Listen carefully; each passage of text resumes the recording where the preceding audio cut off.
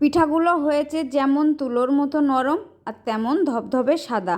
আর এই পিঠাগুলো বানাতে লাগবে না ময়দা, লাগবে না ডিম, শুধুমাত্র চালের আটা দিয়ে 5 মিনিটেই বানিয়ে নিতে পারবেন এই রকম ছিটা রুটি বা ছিটা পিঠা। আসসালামু আলাইকুম, লিলির রান্নাঘরে সবাইকে স্বাগত। আসুন তাহলে দেখে নেওয়া যাক আজকের এই ছিটা পিঠার রেসিপি। তো এর জন্যে প্রথমেই একটা বোলের মধ্যে আমি 1 কাপ নিয়ে নিলাম চালের আটা। আমি শুকনো চালের আটাটাই ব্যবহার করেছি, আপনারা চাইলে ভেজা চালের আটাটাও নিতে পারেন। এবার এর মধ্যে দিয়ে দিলাম স্বাদ মতো লবণ। এবার অল্প অল্প জল দিয়ে আমি গোলাটা রেডি করে নেব। আর এখানে আমি নর্মাল টেম্পারেচারের জলটাই ব্যবহার করেছি, এখানে কোনো কুসুম গরম জলের প্রয়োজন হবে না। এবার অল্প অল্প জল দিয়ে আমি এই ব্যাটারটাকে রেডি করে নিচ্ছি। আর ছিটা পিঠার এই ব্যাটারটা খুব বেশি ঘন হয় না, এটা একটু পাতলা করেই বানাতে হয়। আর যত রকমের পিঠা আছে তার মধ্যে এই পিঠাটা বানানো সবথেকে সহজ ব্যাপার। তো দেখুন ছিটা রুটির ব্যাটারটা আমার রেডি হয়ে গেছে, খুব বেশি ঘন হয়নি, একটু পাতলা করেই বানিয়ে নিয়েছি। আর দেখুন ঠিক এরকমভাবে বানিয়ে নিতে হবে। আর যেহেতু আমি শুকনো চালের আটা দিয়ে পিঠাটা বানাচ্ছি, তাই এই ব্যাটারটাকে আমি 5 মিনিটের জন্য রেস্টে রেখে দেব।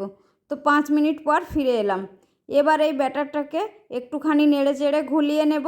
নেওয়ার পর এখানে দেখুন একটা জলের বোতল নিয়েছি, আর বোতলের ঢাকনাটা দেখুন উপর থেকে একটু ছিদ্র করে নিয়েছি। আর ছিদ্রটা কেমনভাবে করেছি একটু লক্ষ্য করুন, ঠিক লম্বালম্বিভাবে আমি ছিদ্রগুলো করে নিয়েছি। এবার একটা কাঁপা নিয়েছি, কাঁপার সাহায্যে এই ব্যাটারটা বোতলের মধ্যে আমি ঢেলে নেব। আর ঠিক এই পদ্ধতিতে পিঠাগুলো বানিয়ে নিলে হাতের মধ্যেও ব্যাটারটা লাগাতে হবে না বা চারিদিকে ছড়িয়ে ছিটিয়েও যাবে না। আর ঠিক এইভাবে পিঠাগুলো বানাতে দারুণ মজা লাগে বন্ধুরা। এইভাবে একবার বানিয়ে দেখবেন, বারবার কিন্তু এইভাবেই বানাবেন। এবার চুলাতে একটা প্যান বসিয়ে প্যানের মধ্যে সামান্য সাদা তেল ঠিক এভাবে ব্রাশ করে নিয়েছি। এবার এভাবে ব্যাটারটাকে ঘুরিয়ে ঘুরিয়ে দিয়ে দেব। আর দেখুন বন্ধুরা কত সুন্দরভাবে পিঠাটা রেডি হবে। আর এই পিঠাগুলো বানাতে খুব বেশি সময় লাগে না, দেওয়ার কিছুক্ষণের মধ্যেই পিঠাটা রেডি হয়ে যাবে। তো দেওয়ার পর একটুখানি সময় রেখে দিতে হবে। পিঠাটা যখন পুরোপুরি হয়ে যাবে তখন চারিদিক থেকে এমনিতেই ছেড়ে আসবে। তো দেখুন বন্ধুরা একটা পিঠা রেডি হয়ে গেছে, ঠিক এভাবে ভাঁজ দিয়ে তুলে নেব। আর ঠিক একই রকমভাবে আমি সমস্ত পিঠাগুলো রেডি করে নেব। দেখুন বন্ধুরা কতটা সময় লেগেছে।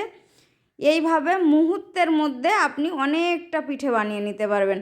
আর ব্যাটারটা দেওয়ার আগে বোতলটাকে ঠিক এভাবে ঝাঁকিয়ে নেওয়ার পর ব্যাটারটাকে দিতে হবে। তো দেখুন আরও একটা পিঠা রেডি হয়ে গেছে।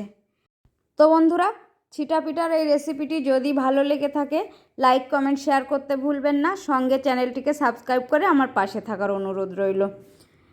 তো একইভাবে আমি সমস্ত পিঠাগুলো রেডি করে নিয়ে চলে এসেছি। দেখুন বন্ধুরা দেখতে কতটা সুন্দর লাগছে, একেবারেই ধবধবে সাদা। আর আজকের পিঠাগুলো আমি ঝোলা গুড় দিয়ে সার্ভ করেছি। ঝোলা গুড় দিয়ে খেতে অসম্ভব সুন্দর লাগে। আবার এই পিঠাগুলোকে মাংসের তরকারি দিয়েও খেতে ভালো লাগে।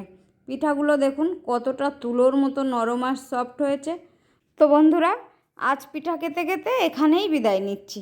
আবার দেখা হবে অন্য কোনো রেসিপিতে। ততক্ষণ সকলে অনেক ভালো থাকবেন, সুস্থ থাকবেন। আল্লাহ হাফেজ।